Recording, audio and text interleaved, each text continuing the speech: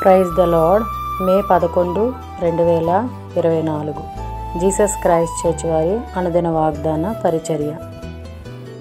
నీ మార్గములన్నిటిలో నిన్ను కాపాడుటకు ఆయన నిన్ను గూర్చి తన దూతలకు ఆజ్ఞాపించెను. కీర్తనల గ్రంథము 91వ అధ్యాయము 11వ వచనము. ప్రియ దేవుని వారలారా, ఈ ఉదయకాల సమయంలో దేవుడు మోషే చేసిన ప్రార్థన ఆలకించి ఆయన మార్గం అన్నిటిలో కూడా దేవుడు తనని కాపాడుతానని తన దూతలకు కూడా ఆజ్ఞాపించాడంట.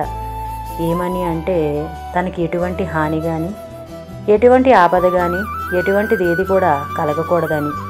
ఎందుకు అంటే, మోషే గారు మహోన్నతిని చాటున నివసించేవాడు, సర్వశక్తిని నీడన విశ్రమించేవాడు. ఆయనే నాకు ఆశ్రయమని, ఆయనే నా కోటని, నేను నమ్ముకున్న నా దేవుడు నన్ను విడువడు, ఎడబాయడు, నాకు ఎటువంటి హాని కూడా నాకు రాదు.